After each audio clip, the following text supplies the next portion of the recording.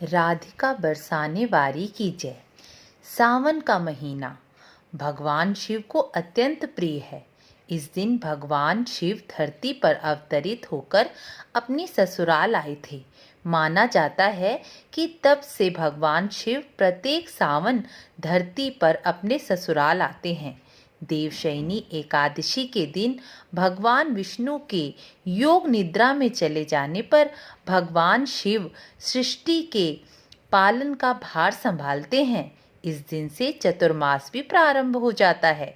चतुर्मास का पहला महीना सावन का ही माना जाता है, इसलिए चतुर्मास के पहले प्रधान देव देवों के देव महादेव माने गए हैं। सावन मास में मर्कंडु ऋषि के पुत्र मार्कंडेय जी ने अपनी लंबी आयु के लिए घोर तप कर भगवान शिव को प्रसन्न किया था और उन्होंने महामृत्युंजय का जप का अनुष्ठान करके महादेव जी की कृपा पाई थी। इसलिए भगवान शिव को लंबी आयु प्रदान करने के लिए महामृत्युंजय का अनुष्ठान किया जाता है। भगवान शिव की श्रावण मास में की गई पूजा लंबी आयु आरोग्य प्रदान करती है। भगवान शिव को शिवलिंग पर शहद चढ़ाने से आरोग्य की प्राप्ति होती है और रोगी मनुष्यों को रोगों से मुक्ति मिलती है। भगवान शिव सावन के महीने में धरती पर अवतरित होकर अपनी ससुराल कनखल में अपनी प्रिय पार्वती, गणेश, कार्तिकेय, नंदी गणों के साथ ससुराल में रहकर 4 महीनों तक सृष्टि के पालन का भार संभालते हैं। पौराणिक कथाओं में सावन के महीने में ही समुद्र मंथन के द्वारा हलाहल विष निकला था और जब भगवान शिव ने यह विष पिया था तो उनका कंठ नीला पड़ गया था और तब भगवान शिव का एक नाम नीलकंठ पड़ा था। शिव का विष का ताप इतना था कि सभी देवताओं ने भगवान शिव का जल अभिषेक किया था। इसलिए सावन के महीने में जल से अभिषेक कर कर भगवान शिव को जल्दी प्रसन्न किया जा सकता है। शिव पुराण में उल्लेख है, भगवान शिव स्वयं जल हैं, इसलिए शिवलिंग पर जल से अभिषेक करने का, विशेषकर गंगा जल से अभिषेक करने से शिव शीघ्र प्रसन्न होते हैं। शास्त्रों के अनुसार भगवान शिव सावन के महीने से लेकर कार्तिक शुक्ल पक्ष की एकादशी तक सृष्टि के पालन का भार संभालते हैं।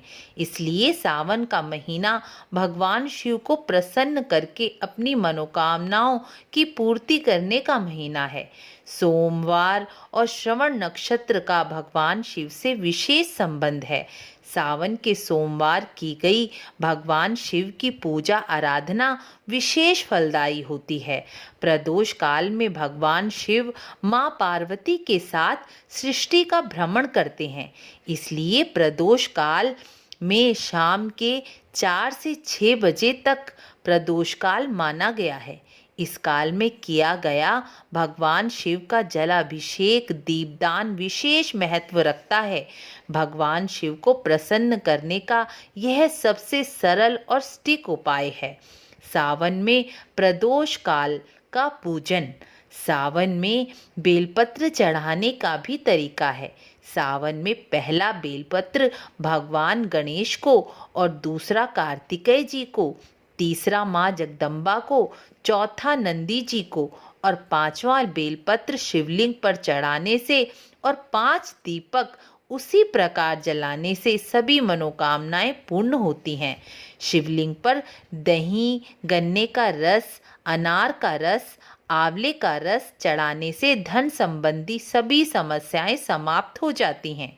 सावन मास में शिवजी जी की पूजा से चंद्रमा का दोष भी समाप्त होता है। जिनकी कुंडली में चंद्रमा कमजोर हो या अमावस्या का जन्म हो या कुंडली में केमद्रुम दोष बन रहा हो, उन्हें सावन में ओम सोम सोमाय नमः का 1 लाख जप करने से क्रेम दुम दोष समाप्त हो जाता है और ओम सोम सोमाय का 1 माला रोज जाप करने से चंद्रमा बली होता है और चंद्रमा का दोष धीरे धीरे समाप्त हो जाता है। जिन युवक युवती की शादी नहीं हो रही, वह श्रावण मास में प्रदोष काल में शिव पूजन करें और शिव विवाह सुने तो योग्य वर या वधु की प्राप्ति होती है, क्योंकि मां पार्वती जी को भी भगवान शिव ने इसी महीने प्रसन्न होकर मां को स्वीकार किया था। इसलिए इस श्रावण मास में जो युवक युवती अच्छे जीवन साथी चाहते हैं, वह भगवान शिव की प्रदोष काल में पूजन करके और रोज शिव विवाह सुने।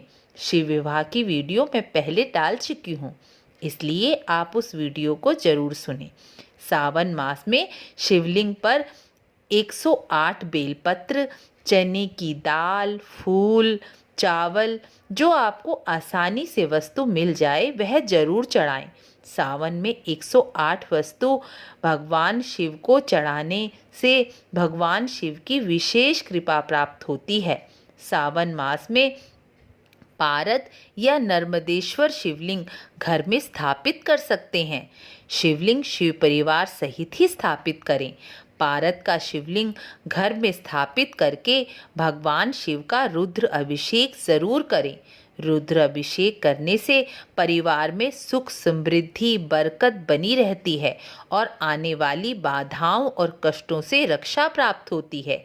इसलिए पूरे सावन में एक बार रुद्र अभिषेक अवश्य ही करना चाहिए।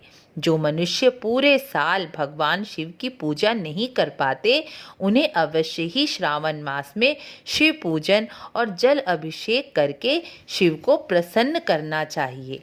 श्रावण मास में ओम नमः शिवाय, श्री शिवाय नमस्तुभ्यं, शिवाय नमः ओम और महामृत्युंजय का जप करने से शिव प्रसन्न होकर मनोवांछित फल प्रदान करते हैं। हर हर महादेव। राधे राधे।